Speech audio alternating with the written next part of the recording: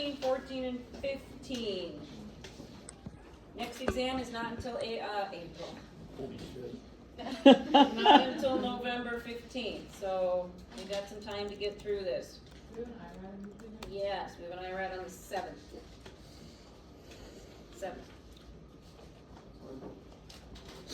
Get those IRADs back in there.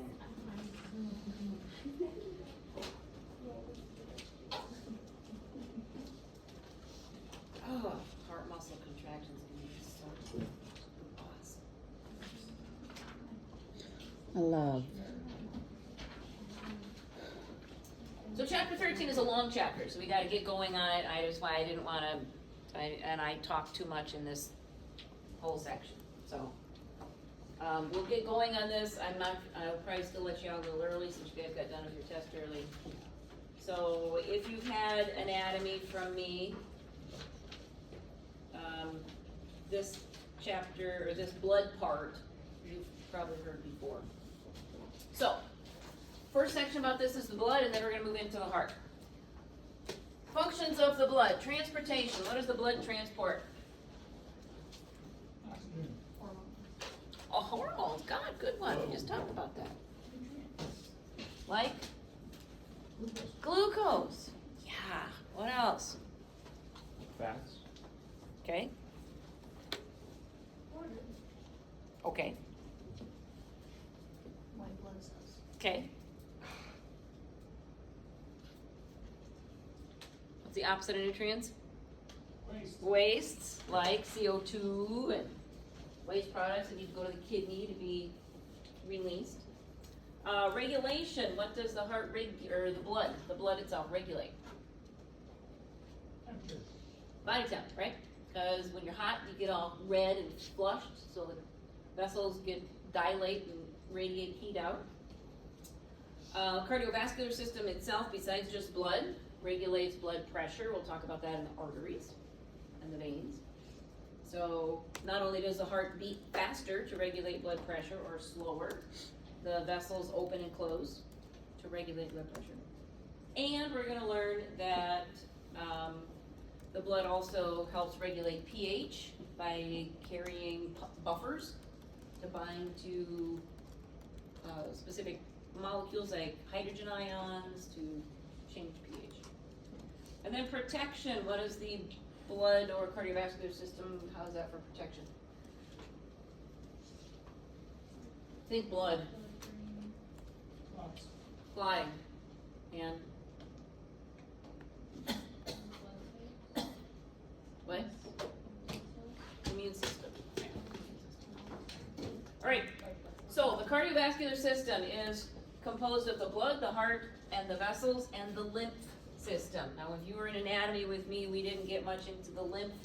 That one kind of gets shortchanged, so we're going to talk a little bit about, well, we are for sure going to talk about the lymph system in this section. First, about the blood. Blood is a connective tissue. It lives in your blood vessels.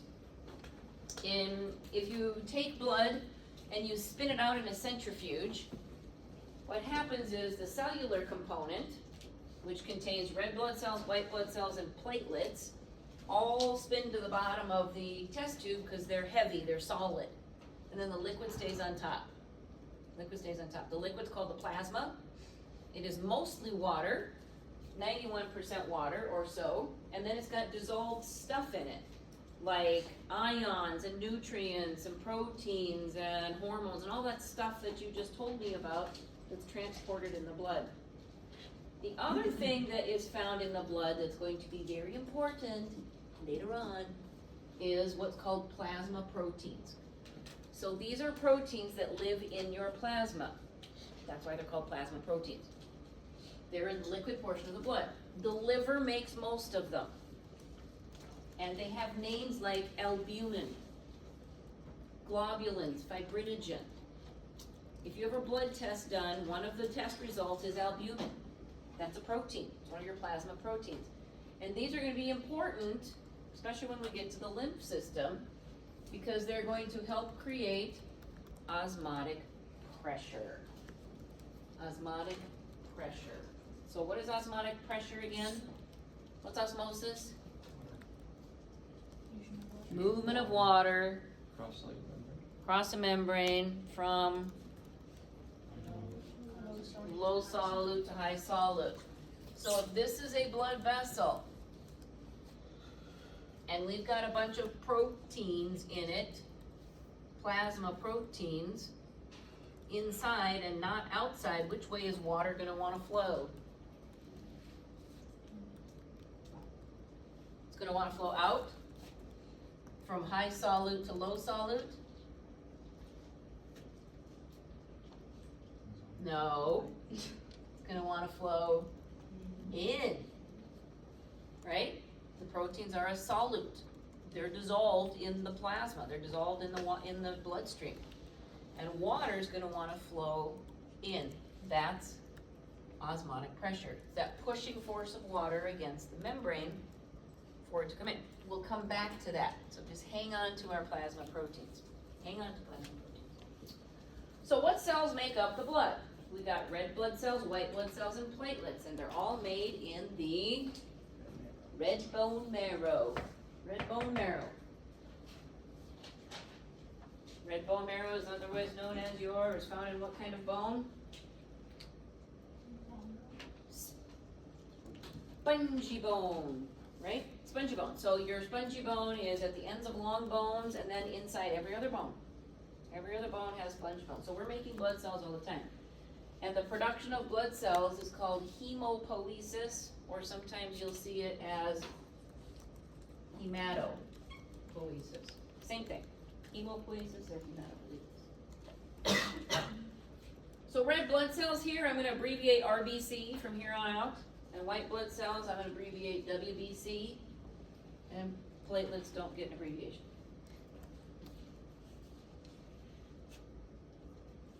You remember from anatomy how much blood we have in the body?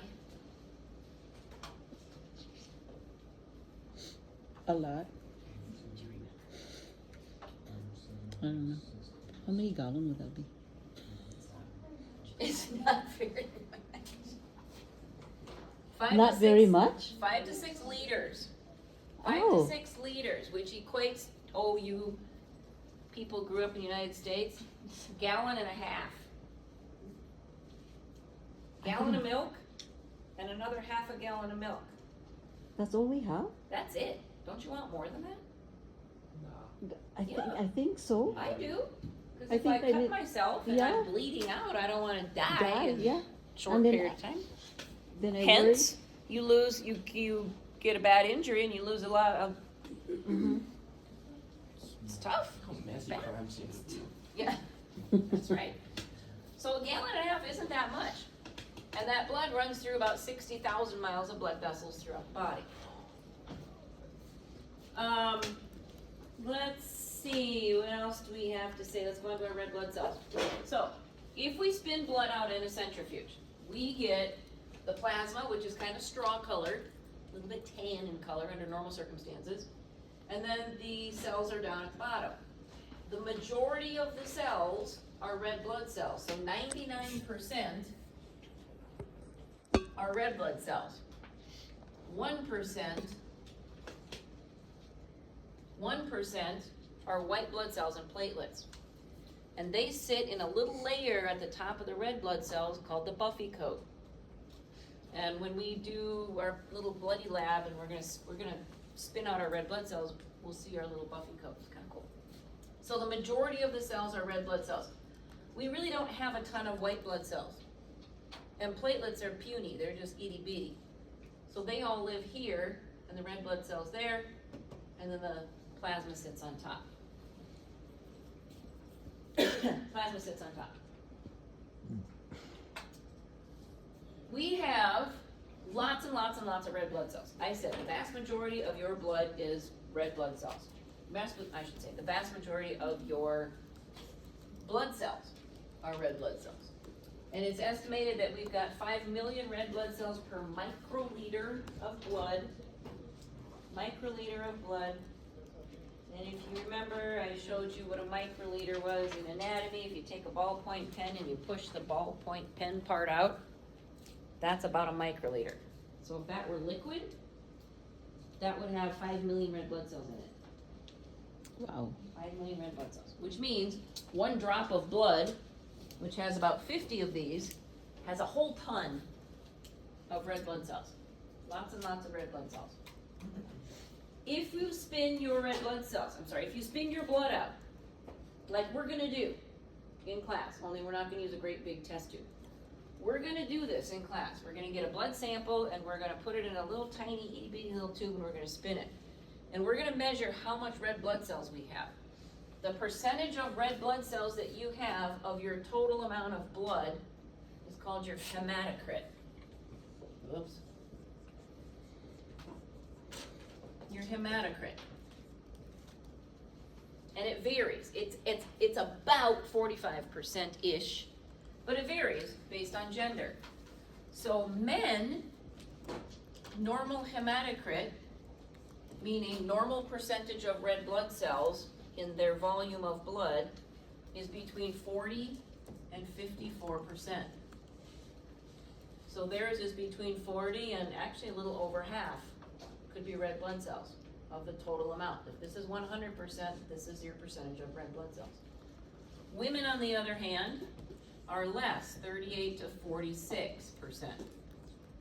38 to 46%. There's 2 reasons that women have less blood. They have a lower hematocrit. One, on average, for average women, they have a menstrual cycle every month, so we bleed.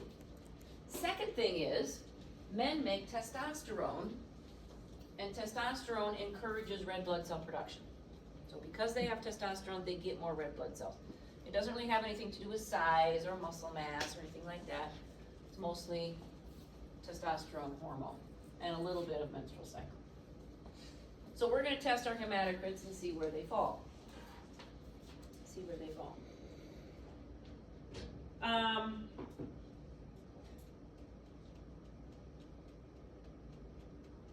Remember that red blood cells have no nucleus, so they look like a little flying saucer kind of that's pinched in the middle. Kind of reminds me of a sweet tart. When they're made in the bone marrow, they're nice and round, and then they spit their nucleus out and they get pinchy. They get pinchy in the middle. Not like a big hole, but pinchy. Which means if you have no nucleus, you ain't gonna live forever, right? Red blood cells live about 120 days, and they're destroyed by the liver and the spleen. They're destroyed by the liver and the spleen. And the breakdown product of, I gotta talk about hemoglobin. We'll come back to that in a minute. The job of red blood cells is to carry oxygen. That's what they do. They carry oxygen. And they carry oxygen through a protein, a quaternary structure protein. Remember what that was? Called hemoglobin. So it's a 4 subunit protein. So there's 4 subunits to it. They're all folded up. That's the whole protein. In the center of each subunit is a iron atom, and each iron binds oxygen. Each iron binds oxygen. And this is found inside our red blood cells. Tons of hemoglobin is found in our red blood cells. Each red blood cell has about, and this is on the low side, 250 million hemoglobin proteins. 250 million. More like 280, but 250 will give us easy math. If I've got 250 million hemoglobins in one red blood cell, how many oxygen molecules can I carry in one red blood cell? Times 4 is 1 billion. So each red blood cell can carry 1 billion oxygen molecules. It can. It doesn't necessarily carry all 4, but it has the capability. And if we know we've got, 5 million red blood cells per itty bitty little bit of blood, man, there's a lot of oxygen flowing through. What do we use oxygen for? Survive. Huh? To live. Cellular respiration, to make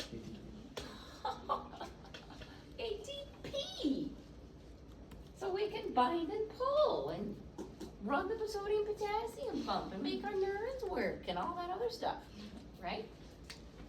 Yes. So that's its main job. That's its main job. Red blood cell's main job is to carry oxygen through that molecule called, that protein called hemoglobin. Red blood cells live about 120 days. They're destroyed in the liver and the spleen. Breakdown product of hemoglobin, when the liver and the spleen break hemoglobin down, is bilirubin. Bilirubin. And bilirubin is excreted in our kidneys. It gives urine its yellow color. And it's also sent to the digestive tract. And it's concentrated in the poo. And it gives your poo a brown color. Gives your poo a brown color. Now, if you've got liver failure, you've got liver issues, and your liver is not excreting the waste products like it's supposed to, where does the bilirubin build up? In your skin, in your eyeballs, and then you turn what color? Yellow. Yellow, and you have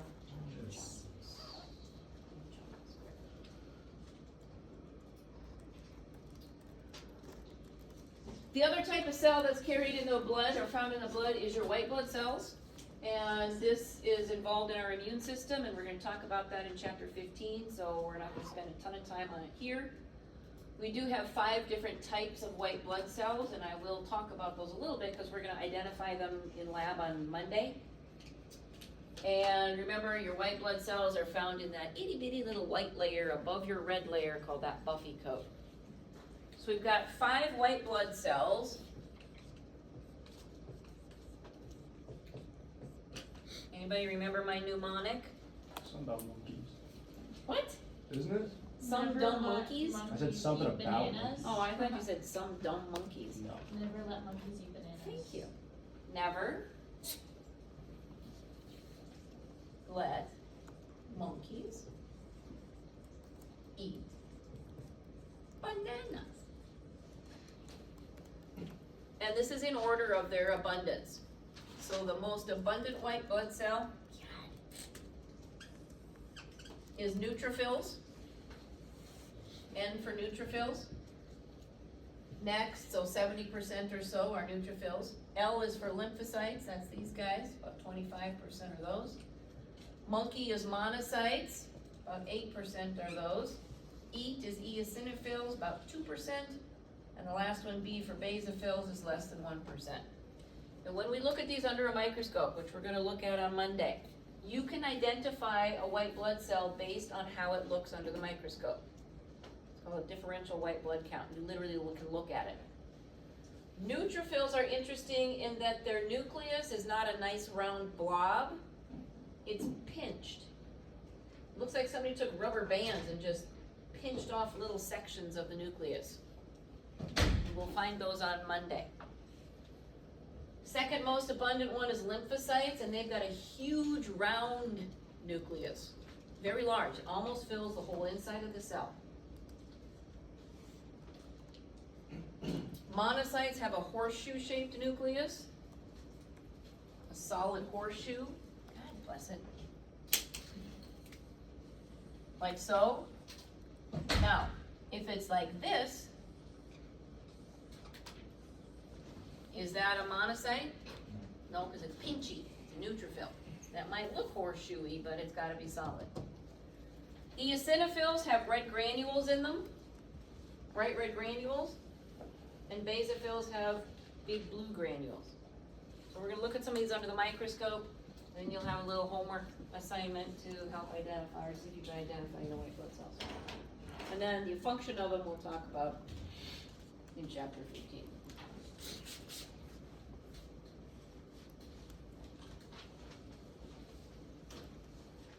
What else do I have to say about this? Platelets. Platelets are for clotting. Platelets are actually a piece of a large cell that's made in the bone marrow. All blood cells are made in the bone marrow, called a megakaryocyte. And and pieces of the megakaryocyte pinch off to become platelets. So you make about 2,000 to 3,000 platelets per one single megakaryocyte. And this picture I like, this is a resting platelet. So when platelets are not involved in clotting, they're just floating through the bloodstream, they're pretty smooth, just kind of rolling around, look like little flying saucers. When they're activated by tissue damage, they get spiky and sticky. They look very different because their job is to stick together and stop the blood flow, right? So they look very different from the time of when they're needed, whether they're resting or whether they're activated. Oops. And hematopoiesis, I already used this term. Hemopoiesis, hematopoiesis, that's blood cell production. Red blood cells and platelets and white blood cells are all made in your bone marrow.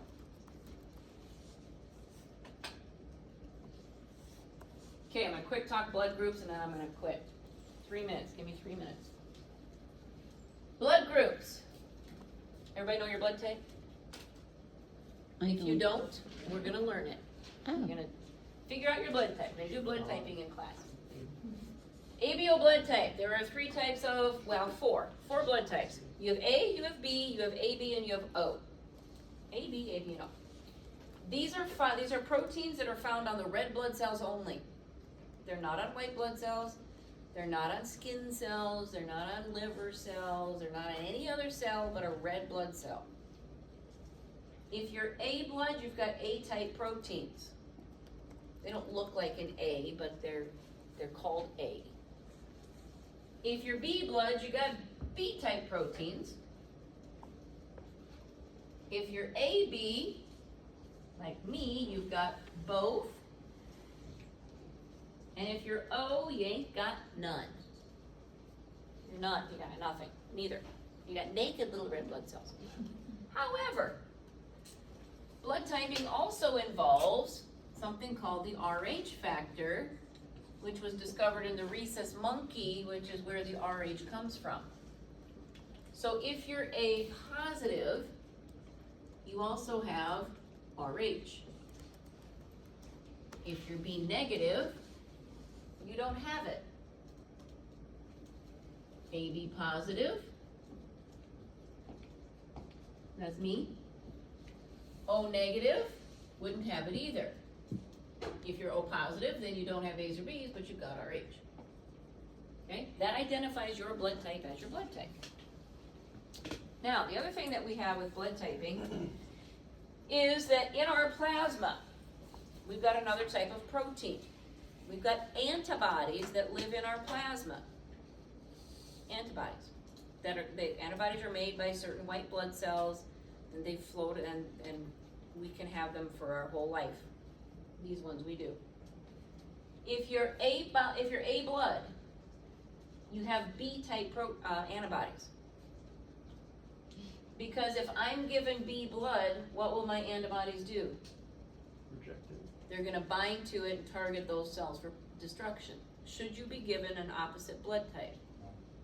And this is the reason why. Because you've got these naturally occurring antibodies to the opposite blood type.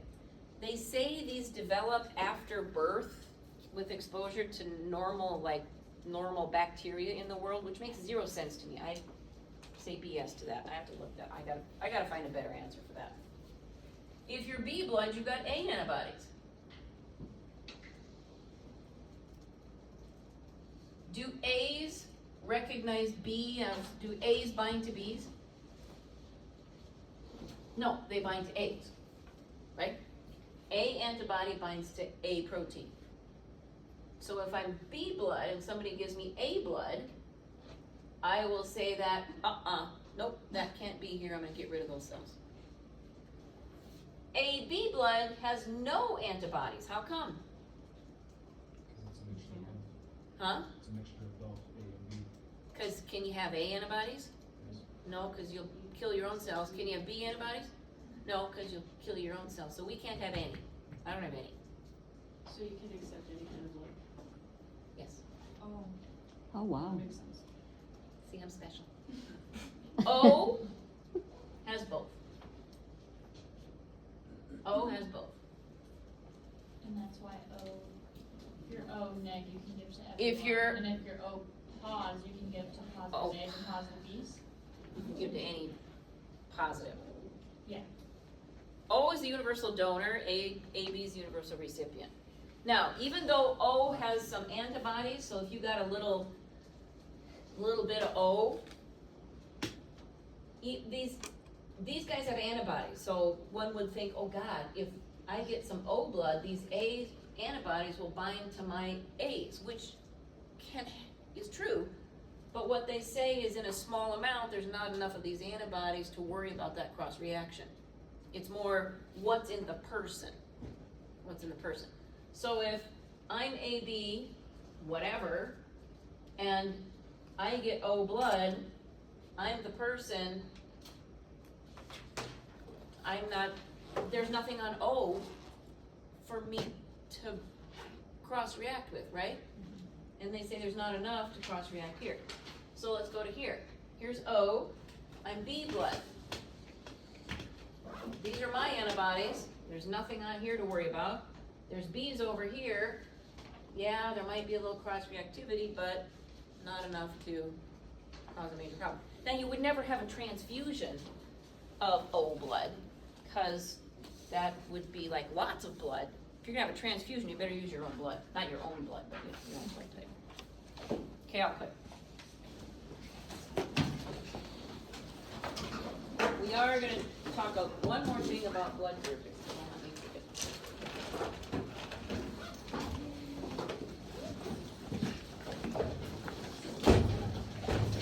I will get your little man project done this weekend. And obviously on your test grade. I'm assuming you want me to grade your tests first before I do the man project? I'm not worried